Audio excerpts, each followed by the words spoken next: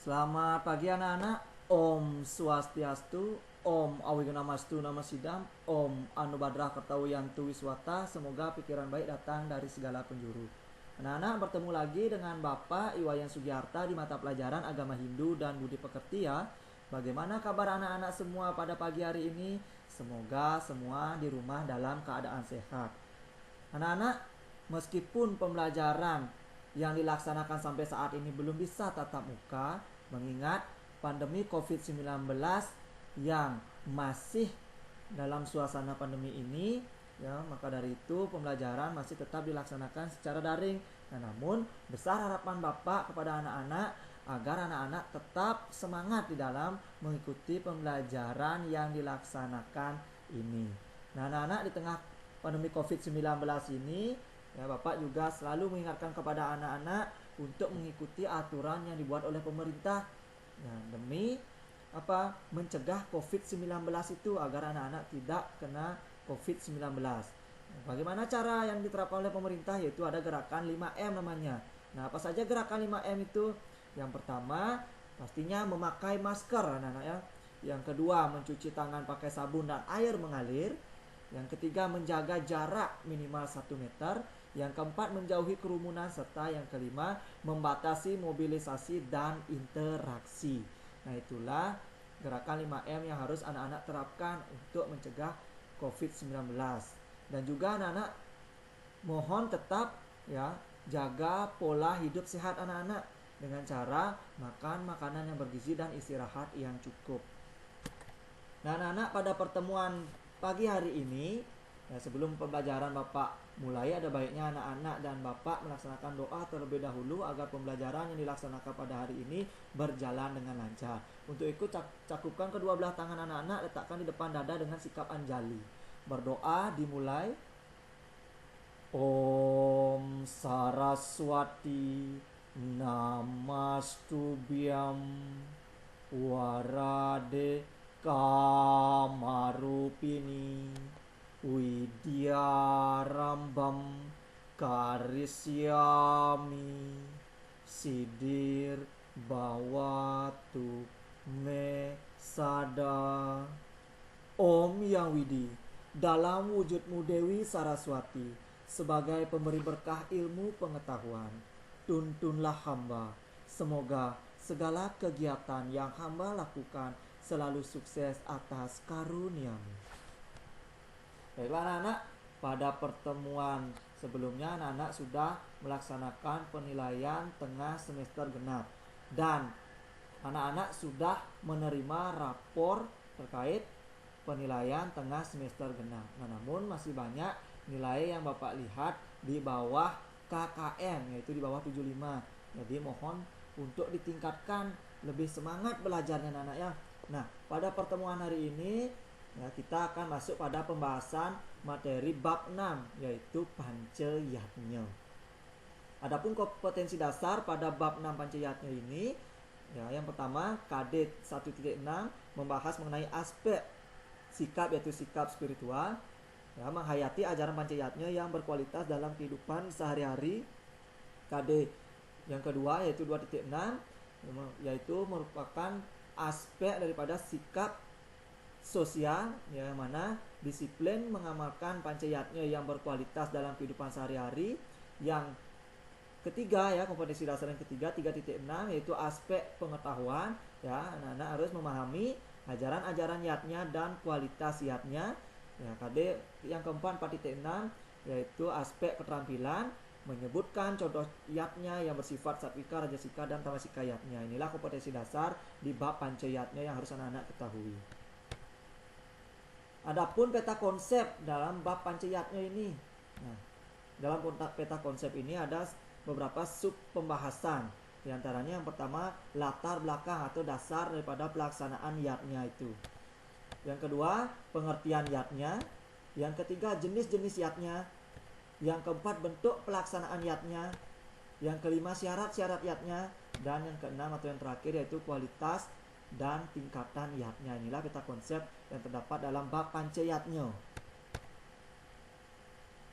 Nah, anak-anak, pada pertemuan yang pertama di bab Pancayatnya ini, Adapun subbab materi yang akan Bapak bahas, yang pertama pengertian yatnya, yang kedua latar belakang pelaksanaan yatnya atau dasar pelaksanaan yatnya, dan yang terakhir jenis-jenis yatnya. Inilah sub materi yang akan Bapak bahas pada pertemuan hari ini ya anak-anak ya. Nah, adapun tujuan pembelajaran pada hari ini anak-anak, setelah anak-anak sebagai siswa menyimak dan memahami video pembelajaran Bapak ini, diharapkan anak-anak sebagai siswa yang pertama mampu menjelaskan pengertian yatnya. Yang kedua, siswa mampu menyebutkan dasar pelaksanaan yatnya dalam kehidupan. Yang ketiga, siswa mampu menyebutkan jenis-jenis yatnya dalam kehidupan. Nah, anak-anak, sebelum masuk kepada pokok pembahasan, ya, sebagaimana yang kita ketahui anak-anak ya, bahwasannya kita sebagai umat manusia itu menjalani kehidupan di dunia ini harus berdasarkan yatnya. Nah, seperti ya, anak-anak mungkin ada pernah melihat di pura-pura atau tempat suci orang-orang mengaturkan persembahan ya, mengaturkan suatu upakara ya atau banten itu. Nah, apakah itu disebut sebagai yatnya? Ya, itu bisa disebut sebagai kita melaksanakan yatnya anak-anak ya. Misalkan saja kepada sesama manusia saling tolong menolong apabila ada teman anak-anak yang membutuhkan bantuan anak-anak ya yang sedang dalam keadaan kesusahan, anak-anak menolongnya ya. Misalkan juga anak-anak melihat ya seorang pengemis atau fakir miskin, anak-anak memberi bantuan berupa apa, sembako ya, membantu orang tersebut. Apakah itu bisa dikatakan sebagai melaksanakan yatnya? Juga bisa anak-anak ya. Nah, misalkan saja anak-anak di rumah memiliki suatu tanaman. Nah, tanaman itu anak-anak rawat, anak-anaknya tumbuhan itu ya, anak-anak siram, anak-anak beri pupuk. Apakah itu juga bisa dikatakan melaksanakan suatu yatnya? Ya, itu juga bisa anak-anak ya. Nah, lalu apa sebenarnya itu yatnya anak-anak? Ya, yang pertama Bapak bahas mengenai pengertian yatnya.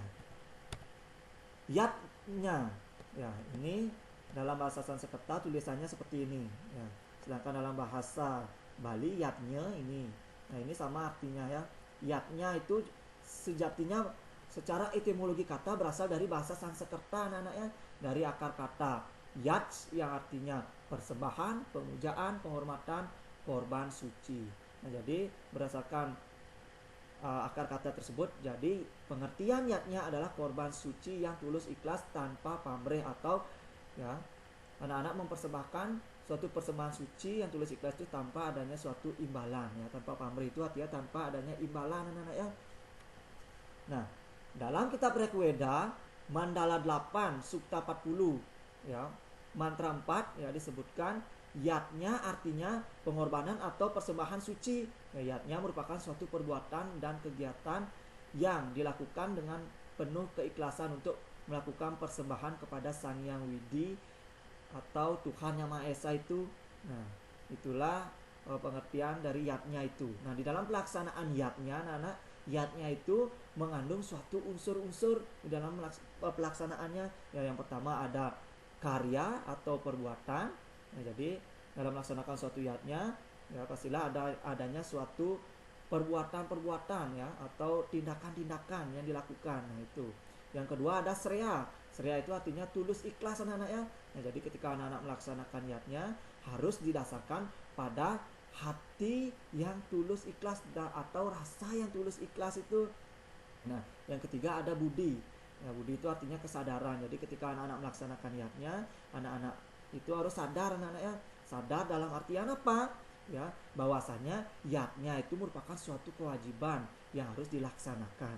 Nah, sedangkan yang keempat bakti ya anak-anak. Bakti itu artinya persembahan. Nah, dalam bahasa Sanskerta juga bakti itu artinya kecintaan atau cinta kasih itu harus ada. Nah, jadi adanya suatu rasa kecintaan ya di dalam melaksanakan suatu yatnya yang anak-anak laksanakan itu. Nah, anak-anak membahas mengenai yatnya, anak-anak seperti pada gambar ini ya, ada seseorang ini dapat dikatakan sebagai melakukan suatu persembahan suci atau yatnya itu anak-anak ya. Nah, sejatinya anak-anak ya, selama ini yatnya dipahami hanyalah sebatas korban suci atau melaksanakan piodalan di pura ya, dengan apa, mengaturkan suatu persembahan atau banten itu. Nah, padahal anak-anak ya, arti yatnya yang sebenarnya itu adalah apa? Pengorbanan atau persembahan secara tulus ikhlas tanpa pamrih. Artinya apa? Segala yang dikorbankan atau dipersembahkan kepada Sang Yang Widi atau Tuhan itu dengan penuh kesadaran ya. Jadi anak-anak itu dalam melakukan suatu yatnya itu harus dengan penuh kesadaran ya. Baik itu berupa pikiran, kata-kata, dan perilaku yang tulus demi kesejahteraan alam semesta ini. Itulah yang disebut dengan yatnya. Nah, jadi yatnya itu ya adalah suatu ya persembahan atau korban suci ya yang tulus ikhlas tanpa pamrih itu. Nah, jadi ketika anak-anak melaksanakan yatnya juga harus dirasakan dengan penuh kesadaran atau ketulus ikhlasan itu anak-anak ya. Nah, seperti pada gambar ini ya, ada orang yang melaksanakan yatnya. Nah, orang melaksanakan yatnya ini bisa disebut dengan istilah yajemana atau sang yajemana itu. Nah, sedangkan dalam yatnya ada suatu aturan-aturan khusus. Nah, aturan-aturan itulah yang disebut dengan istilah yajus itu. Nah, dasar pelaksanaan yatnya anak-anak. Mengapa kita sebagai umat Hindu di dalam menjalani kehidupan ini ya harus berdasarkan pada yatnya itu.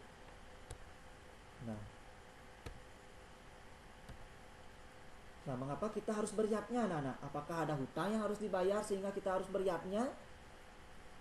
Sebelum Bapak menjawab pertanyaan ini, mohon bacalah sloka Bhagavad Gita di bawah ini. Nah, ini Bapak petik dalam kutipan sloka Bhagavad Gita bab 3 sloka 10 anak-anak ya. Disebutkan Sahayatna Praja Srestua Purowaca Prajapati Anena Prasa Wisya Duam Esa Wos Twista Kamado. Nah, terjemahannya apa? Pada zaman dahulu Prajapati menciptakan manusia dengan yatnya dan bersabda, dengan ini engkau mengembang dan akan menjadi kamadok dari keinginanmu. Nah, jadi kamadok itu artinya ya mendapatkan suatu kebahagiaan itu anak-anak ya. Jadi pada zaman dahulu Prajapati atau Tuhan Yang Maha Esa itu menciptakan manusia dan seluruh alam semesta ini dengan yatnya.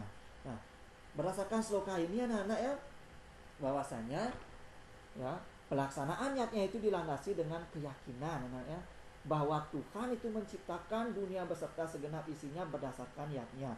Maka dari itulah atas dasar keyakinan itu terbangunlah pemahaman ya yang konseptual ya atau filosofis itu, bahwa keberlangsungan kehidupan di dunia hanya akan dapat terjaga jika umat selaku hamba ciptaannya melakukan yatnya itu. Hanya dengan saling beryatnya kehidupan di dunia ini dapat terus berlanjut. Nah, jadi sesuai dengan sloka ini Tuhan menciptakan manusia beserta alam semesta ini dengan yatnya, maka manusia selaku makhluk yang paling sempurna di antara makhluknya yang memiliki idap atau pikiran, maka dari itulah sudah sepantasnya ya manusia itu melakukan yatnya di dalam kehidupan di dunia ini. Selanjutnya di dalam Bhagavad Gita ya Adhyaya 11 Adhyaya 3 maksud Bapak sloka 11 ya disebutkan bahwa Dewan Bawayatanena Te Dewa Bawayantuah Paras Param Bawayanta Sreya Param Awap Syapta. Terjemahannya apa? Adanya para dewa karena ini. Semoga mereka menjadikan engkau demikian. Dengan saling memberi engkau akan memperoleh kebajikan paling utama. Nah, anak-anak, sesuai dengan sloka Bhagavad Gita yang terdapat dalam Adhyaya 3 sloka 11 ini ya, makna yang terkandung di dalam sloka ini adalah apa? Dengan melalui yatnya yang dipakai sebagai sarana pemeliharaan hubungan antara manusia dengan para dewa ya, bermakna saling memelihara dapat mencapai kebaikan yang tertinggi. Nah, singkatnya apa anak-anak? Ya, hubungan antara rasa subakti manusia selaku ciptaan daripada Ida Sang Yang Widi dengan beliau tersebut atau Tuhan Yang Maha Esa itu.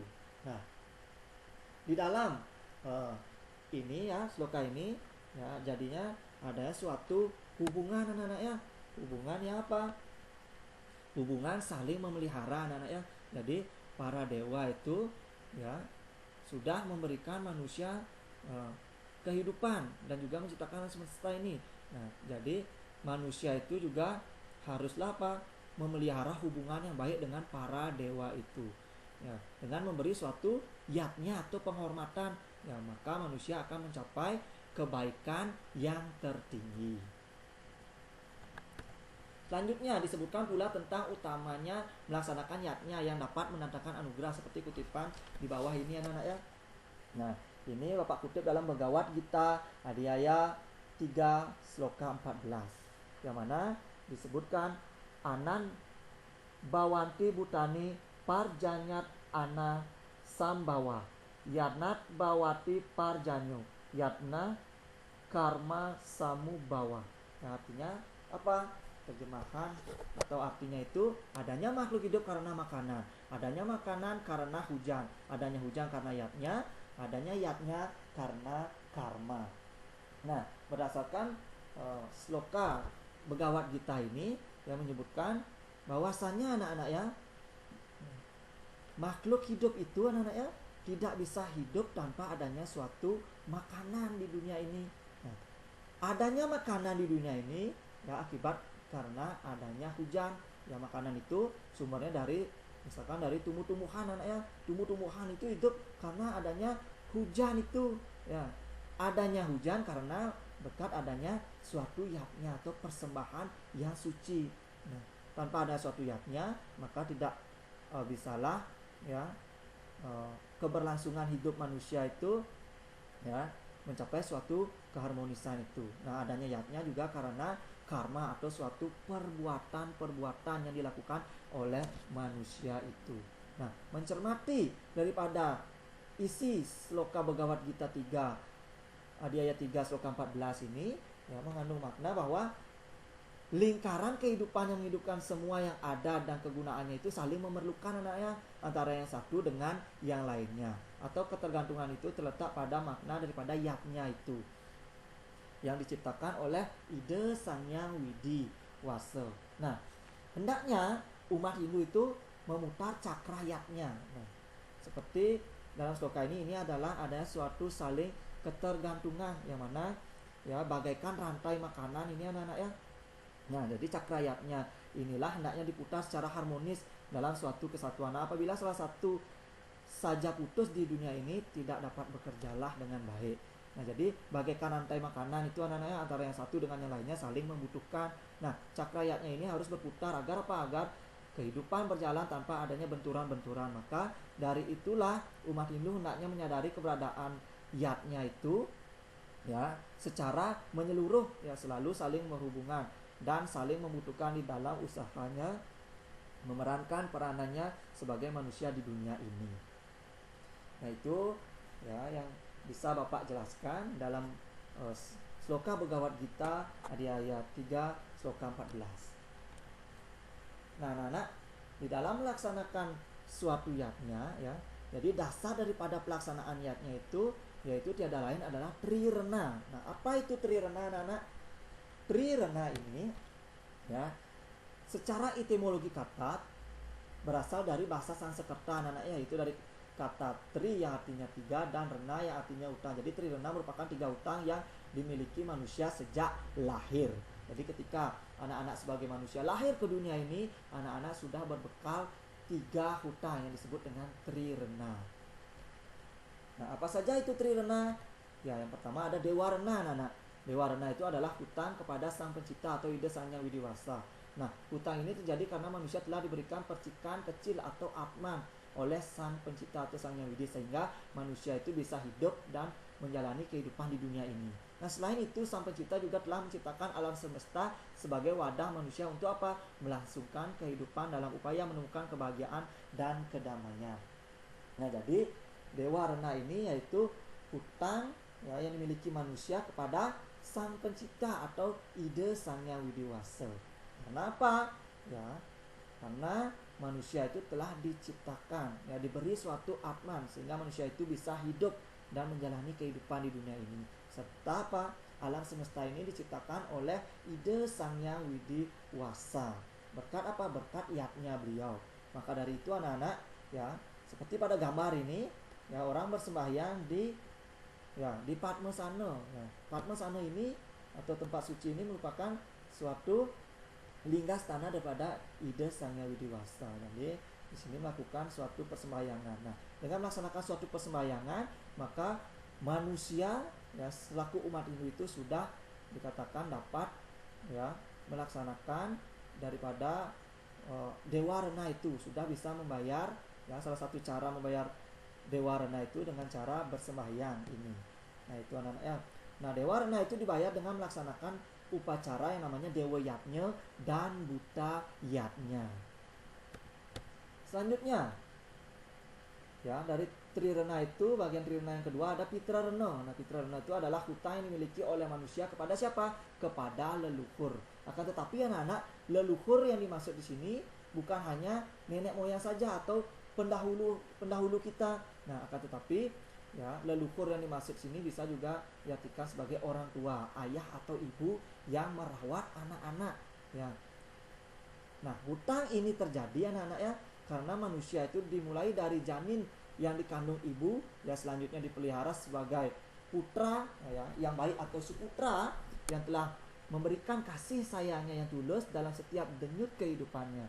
Nah, maka dari itulah anak-anak ya, Pitra Rena ini ya harus diterapkan oleh manusia ya di dalam menjalankan kehidupannya, itu harus dibayar Pitra Rena ini. Karena apa? Ya karena para orang tua ya, karena jasa-jasa beliau menyebabkan ya kita sebagai manusia itu dapat hadir atau terlahir ke dunia ini. Nah, ketika anak-anak lahir lalu apa? Dirawat oleh orang tua itu anak-anak ya, hingga tumbuh berkembang sesuai ya sebagai maksud Bapak sebagai manusia yang berguna nantinya. Nah, selain itu anak-anak ya, Pitra Rena ini, ya misalkan saja penerapan Pitra Rena ini, bagaimana cara membayar hutang ini? Ya, dibayar dengan melaksanakan upacara Pitra Yatnya dan juga Manusa Yatnya. Selanjutnya ada Resi Rena. Nah, Resi Rena ini adalah hutang yang dimiliki manusia kepada para resi anak-anak ya, atau orang-orang suci atau orang yang menyebarkan ilmu pengetahuan itu. Nah, yang telah ya, para resi inilah yang telah menerima wahyu Tuhan berupa Weda maupun kepada Sulinggih ya. Sulinggih itu ya pendeta dalam agama Hindu yang telah menyucikan hidup kita, dan juga guru ya, guru yang mengajarkan anak-anak ilmu pengetahuan ya, misalkan saja guru di sekolah anak-anak ya. Jadi Resi Rena yang harus anak-anak ingat itu hutang yang memiliki manusia kepada para resi ya atau orang suci ya, kepada Sulinggih maupun kepada guru itu. Nah, itu wajib juga kita bayar. Nah, Resi Rena ini dibayar dengan melaksanakan upacara yang namanya Resi Yatnya di dalam Panca Yatnya. Nah, mengenai Panca Yatnya akan Bapak jelaskan ya pada slide berikutnya. Nah, itulah anak-anak, ketika anak-anak misalkan saja ya melaksanakan upacara Resi Rena ini ya, anak-anak bisa membayar dengan apa? Hormat kepada guru. Misalkan saja anak-anak belajar di sekolah, anak-anak harus menghormati guru anak-anak ya, anak-anak. Jangan anak-anak membantah ya perintah atau nasihat yang diberikan oleh guru tersebut. Nah, jadi ketika anak-anak sudah bisa atau mampu ya hormat kepada guru anak-anak, maka anak-anak sudah bisa ya, salah satu cara anak-anak membayar hutang Resi Rena itu. Nah, anak-anak ya seperti pada Bagan ini, kalau ditanya mengapa umat Hindu itu melaksanakan yatnya, nah apa dasar daripada pelaksanaan yatnya itu? Ya itu adalah karena manusia itu memiliki 3 hutang yang disebut dengan istilah Trirena, yang mana Trirena itu ya dibagi menjadi 3 ya, ada Dewa Rena, Pitra Rena, dan Resi Rena. Nah, Dewa Rena ini dapat dibayar dengan melaksanakan upacara Dewa Yatnya dan Buta Yatnya. Pitra Rena dapat dibayar dengan upacara Pitra Yatnya dan Manusa Yatnya. Sedangkan Resi Rena dapat dibayar dengan melaksanakan upacara Resi Yatnya. Nah, inilah yang menjadi dasar daripada umat Hindu ya melaksanakan suatu yatnya itu. Nah, selain daripada itu anak-anak, ketiga hutang itulah ya sejatinya sebagai dasar landasan pelaksanaan yatnya yang kita warisi sampai sekarang. Nah, selain itu ya, dasar pelaksanaan yatnya itu ada bakti. Nah, jadi apa itu bakti ya?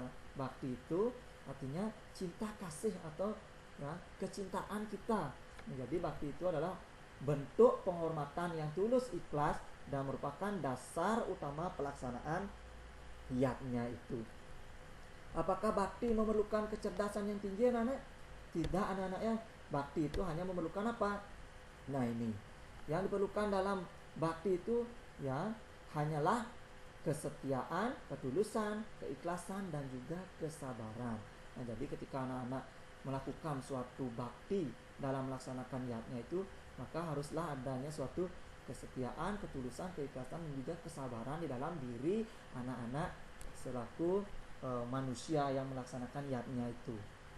Nah anak-anak, bakti ya adalah ajaran Weda yang mempunyai nilai etika dan sopan santun yang sangat tinggi. Nah dengan bakti masyarakat menjadi teratur di dalam menjalani kehidupannya. Nah umat Hindu diwajibkan memiliki bakti. Ya bakti kepada siapa? Ya pastinya yang pertama kepada ya ide Sang Hyang Widiwasa selaku pencipta makhluk hidup beserta alam semesta ini.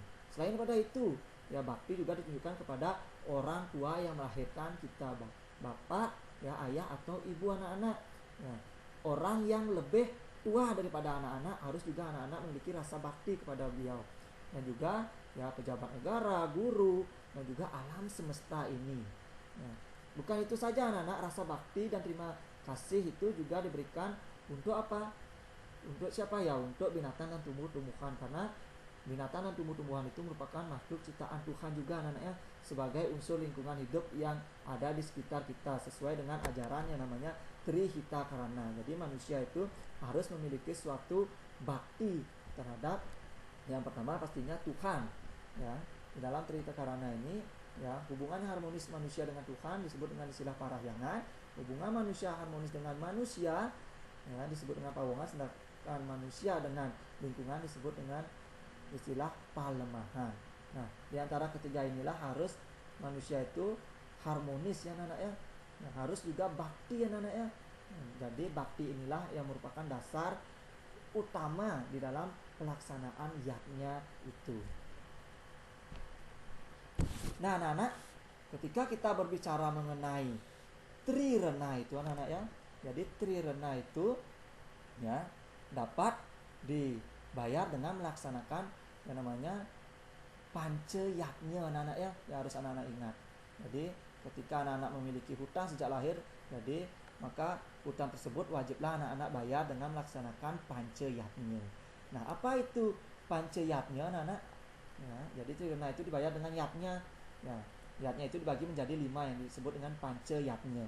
Panca yatnya itu panca ya pastinya artinya 5, sedangkan yatnya sesuai dengan penjelasan Bapak tadi, yatnya itu dari akar kata yats yang artinya persembahan, pemujaan, penghormatan dan korban suci. Jadi panca yatnya ini adalah 5 jenis korban suci yang dilakukan dengan tulus ikhlas tanpa pamrih. Nah, panca yatnya inilah ditampilkan dalam sikap perilaku yang merelaksasikan keramah tamahan dan kebaikan hati.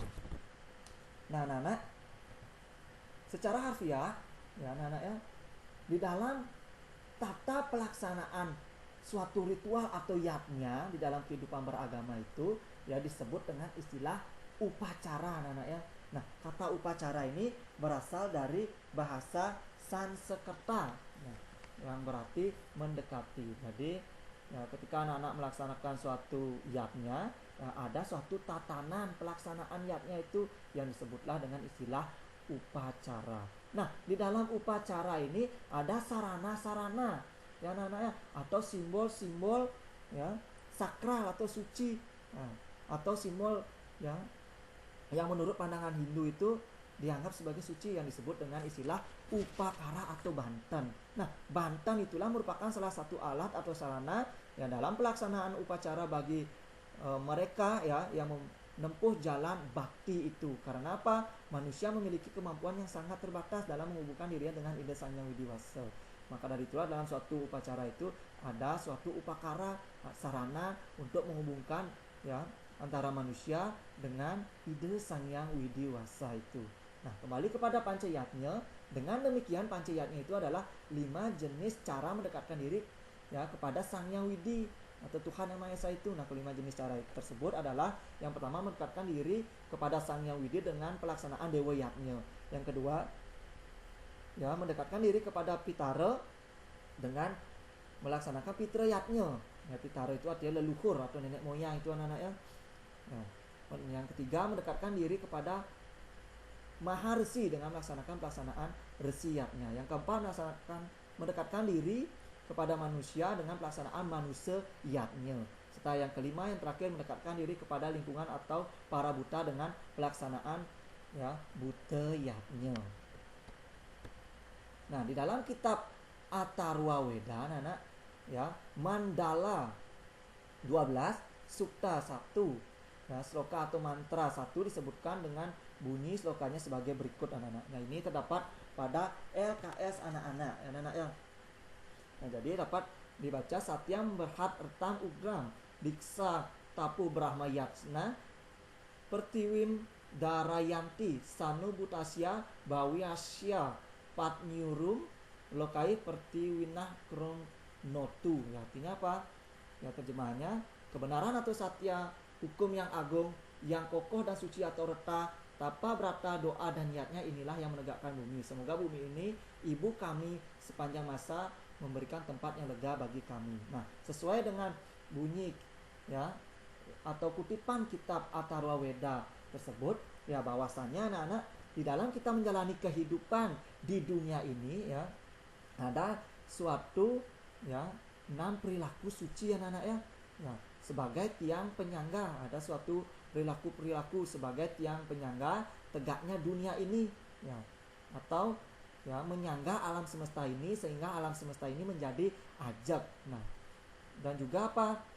Menjaga tegaknya kelestarian ibu pertiwi atau bumi ini. Apa saja itu yang harus dilakukan? Ya pastinya yang pertama ada satya atau kebenaran, ada reta hukum alam, ada diksa ya artinya penyucian. Nah, ada tapa.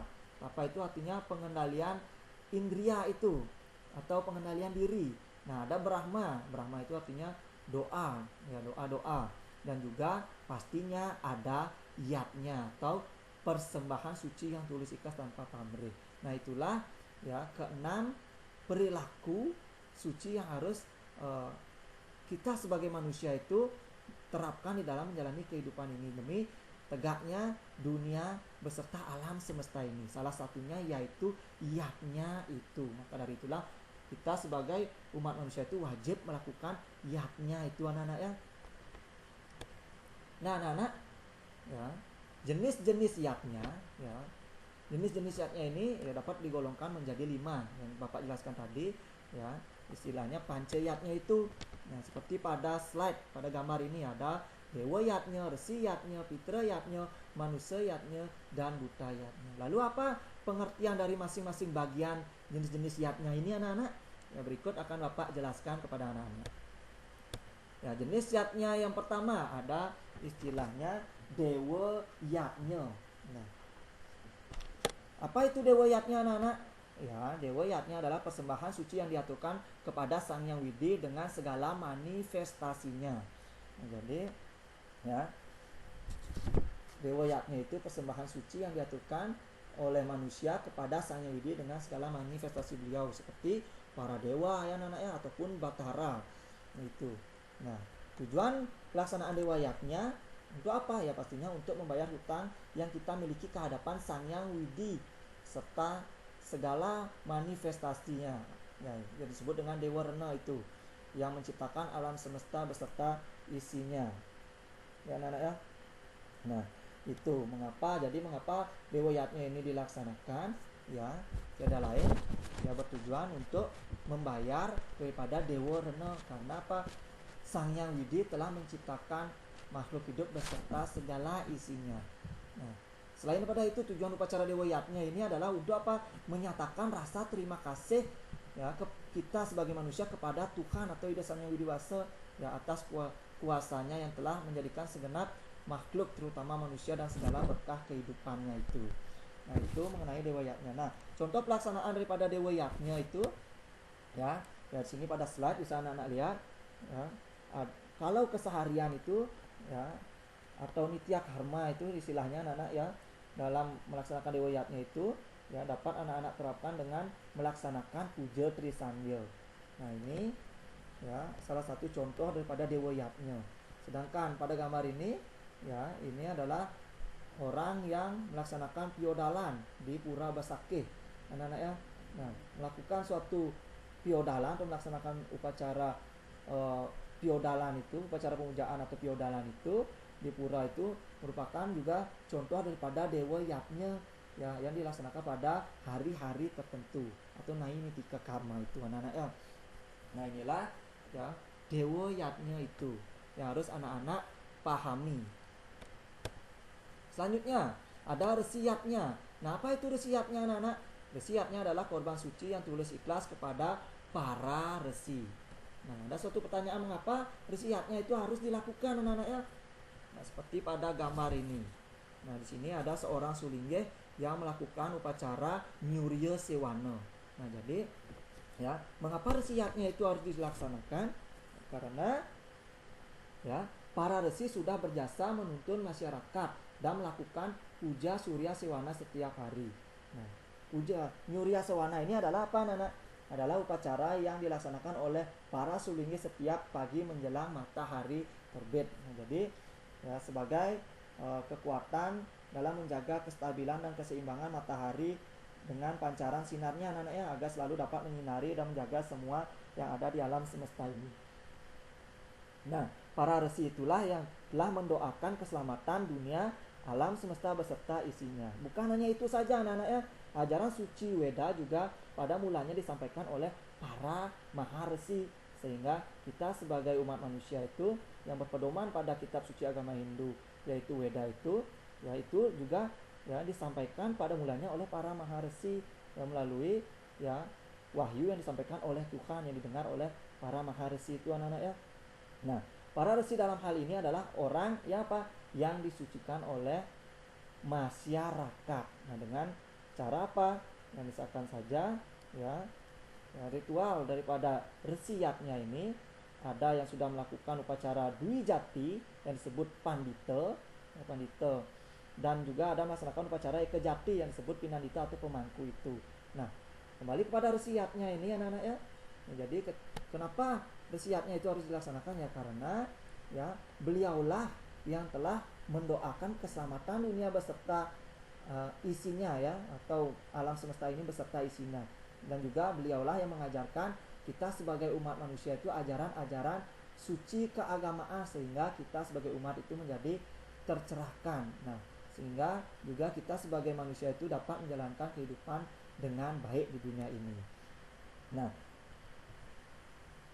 dengan resiyatnya ini, anak-anak ya, jadi ada upacara ya, jadi kita melaksanakan resiyatnya itu kita juga bisa melaksanakannya dengan ya melaksanakan misalkan penobatan kepada sulinggih atau medwi jati ya. Jadi dari seorang walake ya atau ya orang biasa itu ya, jadi ditingkatkan derajatnya menjadi sulinggih itu ya, atau pandita itu dengan upacara Dwi Jati. Nah, Dwi Jati itu artinya lahir kedua kali ya. Dengan melaksanakan Dwi Jati ini ya, secara otomatis kita sebagai umat manusia itu sudah melaksanakan resiyatnya itu. Nah, Dwi Jati itu artinya ya lahir dua kali. Yang pertama lahir dari rahim seorang ibu, dan yang kedua lahir dari Weda atau pengetahuan suci sebagai manusia yang suci tanpa cacat itu. Sedangkan ya bisa juga resiyatnya ini kita lakukan dengan ritual ya pewintenan pemangku. Nah, ini ada ya, pada gambar ini ada pewintenan pemangku. Ini adalah salah satu upacara atau ritual daripada resiyatnya yang harus dilaksanakan oleh manusia itu di dalam beragama Hindu, anak-anak ya.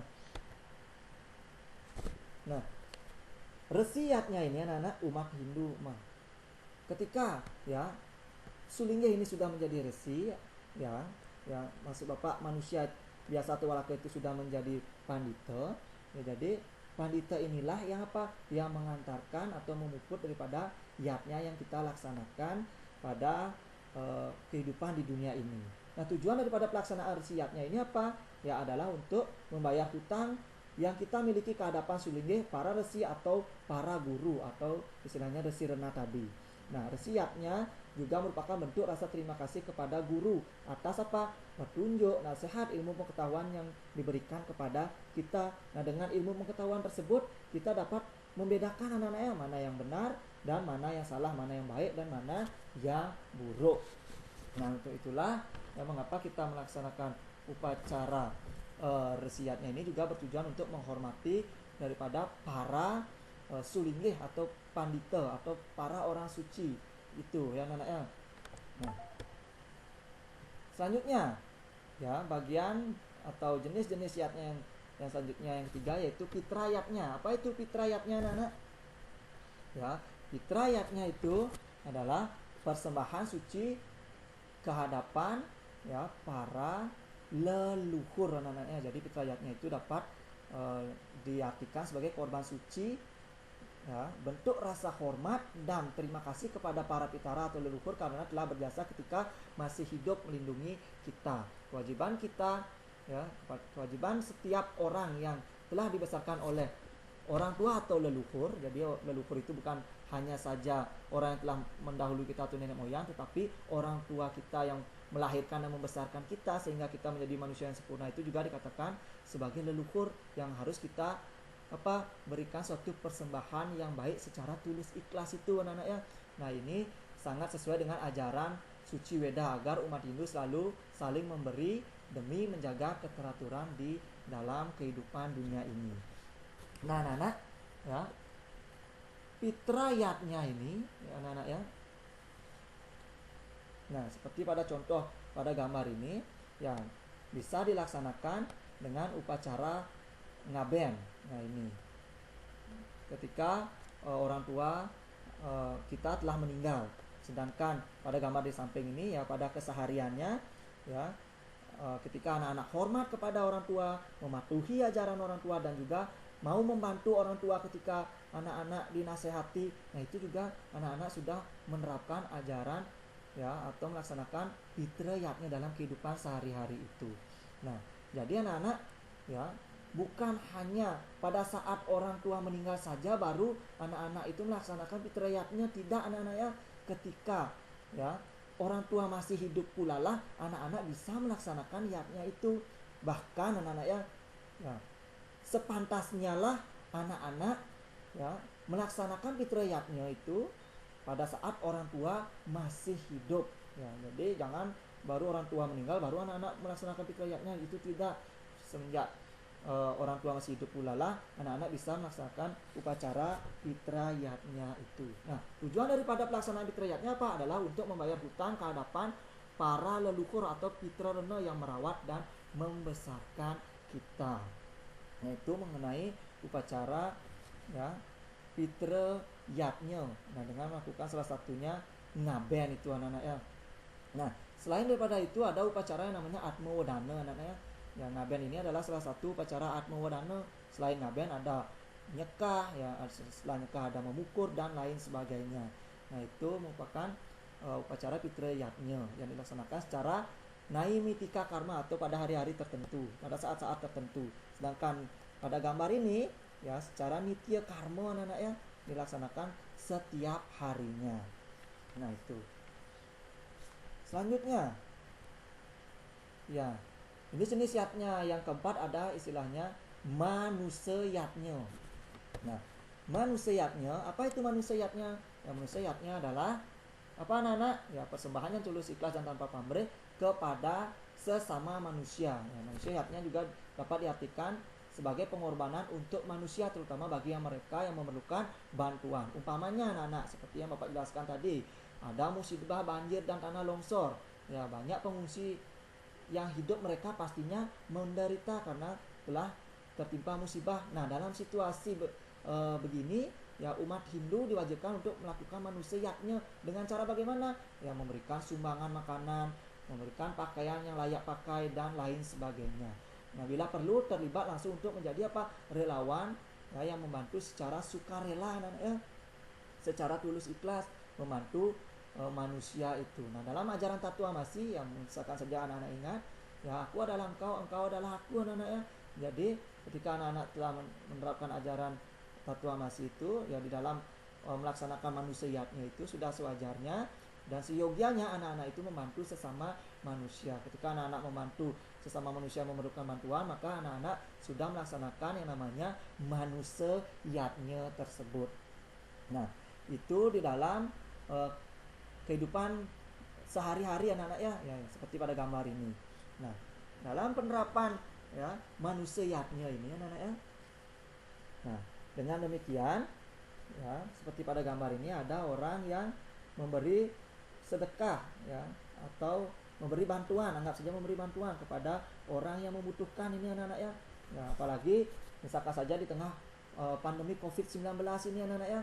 Jadi di sini memberikan bantuan ya, saling membutuhkan mengingat situasi yang sulit itu. Maka dari itu manusia sudah wajib memberi bantuan kepada sesama. Nah, itu sudah melaksanakan upacara manusiatnya. Nah, tidak hanya sebatas melakukan serentetan prosesi keagamaan saja anak-anak ya, tetapi di dalam kehidupan atau kegiatan kemanusiaan sehari-hari juga bisa, seperti juga pada gambar ini. Ini melaksanakan donor darah ya, juga memberi darah yang kita miliki kepada orang lain, itu juga melaksanakan upacara manusiatnya itu di dalam kehidupan sehari-hari kita. Nah, tujuan daripada pelaksanaan manusiatnya ini adalah untuk apa? Untuk membayar ya hutang yang kita miliki kepada leluhur atau pitrana itu yang telah membantu kita di saat membutuhkan pertolongan. Juga untuk penyucian daripada diri. Nah, mengenai untuk penyucian daripada diri baik ya, untuk penyucian daripada secara lahir maupun batin ya. Jadi tujuan untuk penyucian ini ya baik secara lahir maupun batin ini dapat dilakukan dengan menerapkan ya ritual keagamaan atau upacara manusiatnya ya. Dari anak-anak dalam kandungan saja anak-anak sudah ya diberi suatu upacara untuk menyucikan diri anak-anak sebagai manusia di dalam menjalani kehidupan di dunia ini. Nah, dari lahir anak-anak ya sudah diberikan suatu upacara-upacara manusiatnya ya. Bentuk ritualnya antara lain yang mulai dari upacara dalam kandungan, yaitu ya upacara menggedong-gedongan ya. Ketika anak-anak lahir juga anak-anak diberi suatu upacara ya anak-anak ya. Nah, ketika anak-anak setelah lahir kepus pusar, nah itu juga diberi suatu upacara yang namanya kepus pusar. Nah, setelah 12 hari ya ada namanya upacara ngelepas awon ya. Ada upacara 42 hari atau bulan pitung dino atau disebut dengan tukto kambuhan ya. Ada upacara 3 bulanan ya atau 6 bulanin, istilahnya nyambutin ya. Setelah itu ada 6 bulanan atau otonan ya. Ada upacara ngempugen, makupa ya, menek keleh atau ngeraja sewala itu, dan juga potong gigi atau mesangi atau mepandas itu, dan berakhir pada upacara yang namanya pawiwahan atau perkawinan itu. Nah, itulah bentuk-bentuk ritual manusiatnya anak-anak yang harus anak-anak ya ketahui dan laksanakan di dalam menjalani kehidupan beragama di dunia ini. Jadi tujuan daripada manusiatnya ini ya tiada lain untuk penyucian baik secara lahir maupun batin, serta ya untuk membayar apa? Hutang kita kepada para leluhur kita atau pitra rena itu. Selanjutnya jenis-jenis pancayatnya yang terakhir ya, ada istilah yaitu butayatnya. Nah, ini jenis pancayatnya yang terakhir ya. Ada apa itu butayatnya anak-anak ya? Butayatnya, buta itu artinya unsur ya, unsur-unsur alam itu anak-anak ya. Jadi butayatnya itu adalah korban suci yang tulus ikhlas tanpa pamrih kepada makhluk bawahan atau para buta ya, termasuk para buta skala maupun niskala yang ada di sekitar kita. Nah, para buta ini cenderung menjadi kekuatan yang tidak baik, suka mengganggu anak-anak ya. Nah, maka dari itulah para buta ini haruslah apa? Harus disomil anak-anak ya. Disomil, diubah dari sifatnya buta kala menjadi buta hita anak-anak ya. Nah, tentu saja kita di dalam menjalani kehidupan di dunia ini pastilah berdampingan dengan ya para buta itu anak-anak ya. Unsur-unsur alam itu baik skala maupun niskala. Nah, para buta kala inilah yang cenderung memiliki kekuatan yang tidak baik atau suka mengganggu daripada manusia itu. Maka dari itulah anak-anak sudah wajiblah manusia itu melaksanakan upacara buta yatnya ini. Nah, tujuannya apa? Ya, tujuan buta yatnya di dalam kehidupan sehari-hari yang dapat Bapak jelaskan pada slide ini. Nah, ini ada gambar ya, ketika anak-anak menerapkan buta yatnya ya, dalam kehidupan sehari-hari, anak-anak pastilah ya ini menjaga lingkungan anak-anak dengan cara apa? Ya pastinya menanam pohon ya di tepi pantai agar tidak terjadi abrasi. Ya ketika hutan gundul, anak-anak menanam pohon di hutan tersebut ya anak-anak ya. Nah, yang selanjutnya pada gambar ini anak-anak ya membuang sampah pada tempatnya ketika anak-anak sudah selesai makan misalkan jajan ya. Jadi plastiknya itu harus dibuang pada tempatnya, jangan dibuang sembarangan. Ketika anak-anak sudah membuang pada tempatnya, maka anak-anak sudah namanya melaksanakan yang namanya butayatnya itu. Nah, jadi tujuan pelaksanaan butayatnya adalah untuk membayar hutang yang kita miliki kepada para buta. Ya, seperti alam semesta, makhluk hidup yang merupakan ciptaan Sang Yang Widi. Nah, jadi butayatnya yang kita laksanakan ini untuk membayar hutang kepada Sang Yang Widiwasa atau dengan istilahnya Dewa Rena itu. Nah, selain daripada itu anak-anak, ya tujuan daripada butayatnya ini ya seperti yang Bapak bilang tadi ya, bahwasanya butayatnya ini ya cenderung memiliki kekuatan yang tidak baik ya para buta kala ini anak-anak ya. Nah, jadi bagaimana cara agar buta kala itu yang memiliki kekuatan yang tidak baik itu agar menjadi baik? Maka harus ada suatu upacara penguruatan ya anak-anak ya, atau nyomil istilahnya. Nah, jadi adanya suatu ritual keagamaan atau upacara butayatnya yang dilaksanakan ya. Tiada lain adalah mesegah ini. Pada gambar ini mesegah. Ya, mungkin anak-anak pernah mesegah di rumah. Nah, itu adalah melaksanakan upacara butayatnya itu. Nah, selain mesegah ada mecaru. Nah, ini selain mecaru ada tingkatan yang lebih tinggi yaitu tawur itu. Nah, lalu apa tujuan daripada mesegah, mecaru atau tawur ini? Ya pastinya ada kaitannya dengan yang Bapak katakan tadi, bahwasanya buta kala itu memiliki ya atau kecenderungan kekuatan yang tidak baik. Maka dari itulah tujuan daripada adanya butayatnya ini adalah menetralisir kekuatan buta kala yang kurang baik itu menjadi kekuatan ya buta hita. Ya, buta hita itu artinya menyejahterakan dan melestarikan alam atau lingkungan. Nah, jadi ketika anak-anak sudah melaksanakan upacara butayatnya, maka para buta kala itu berubah ya kekuatannya menjadi buta hita sehingga menjadi kekuatan yang baik dan mendukung kehidupan umat manusia. Nah, jadi ketika menjadi buta hita maka harmonislah ya anak-anak sebagai manusia dengan alam semesta ini. Nah, itulah untuk ritual keagamaan ya atau upacara butayatnya itu. Nah, anak-anak, dalam kitab Menawa Dharma Sastra Adhyaya 4 Sloka 21 juga menyuratkan tentang kewajiban umat Hindu yang tidak boleh dilupakan dalam hal meyatnya itu. Ya, disebutkan Resi Yatnyam, Dewa Yatnyam, Buta Yatnyam, Ca Sarwada, Driya Jnam, Fitra Yatnam, Ca Yata, Sakti Nakapaya. Terjemahannya apa? Hendaknya jangan sampai lupa jika ia mampu melakukan yatnya untuk para pertapa, para dewa, pada unsur-unsur alam, pada sesama manusia dan kepada para leluhur. Nah, mencermati kutipan daripada kitab Menawa Dharma Sastra Adhyaya 4 Sloka 21 ini ya, bahwasanya kita sebagai umat manusia itu sudah wajib ya anak-anak, sudah seyogianya melakukan yatnya itu. Jadi kita sebagai manusia haruslah wajib melakukan yatnya yang tiada lain melaksanakan upacara panca yatnya tersebut. Nah, jadi ya sloka ini ya mencermati sloka ini, kita sebagai manusia itu harus apa? Haruslah wajib melaksanakan yatnya. Untuk apa kita wajib melaksanakan yatnya? Ya untuk keharmonisan di dalam menjalani kehidupan di dunia ini sehingga memperoleh suatu kebahagiaan nah kelak nantinya. Nah, itu anak-anak. Nah, jadi sekian ya materi yang dapat Bapak bahas pada pertemuan hari ini. Jika disimpulkan ya pada hari ini anak-anak ya, simpulan daripada materi ini, yatnya itu merupakan persembahan suci yang tulus ikhlas tanpa pamrih anak-anak. Nah, sesungguhnya manusia melaksanakan niatnya itu didasari karena apa? Mempunyai 3 hutang, disebut dengan trirena. Maka dari itulah manusia atau umat Hindu wajib melaksanakan yatnya yang banyaknya ada 5 yang disebut dengan pancayatnya. Nah, apa saja bagian-bagiannya pancayatnya itu ya, atau jenis-jenis pancayatnya itu?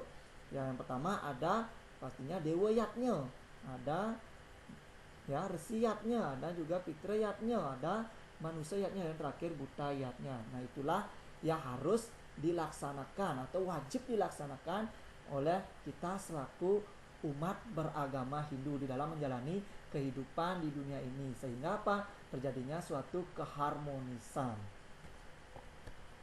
Baik, sekian pemaparan materi Bapak atau pembahasan Bapak pada pertemuan hari ini. Apabila ada pertanyaan atau yang kurang jelas, dapat anak-anak tanyakan pada WhatsApp pribadi Bapak secara langsung. Nah, apabila ada salah kata, Bapak mohon maaf, dan Bapak akhiri dengan mengucapkan Parame Santi. Om Santi, Santi, Santi. Om. Terima kasih.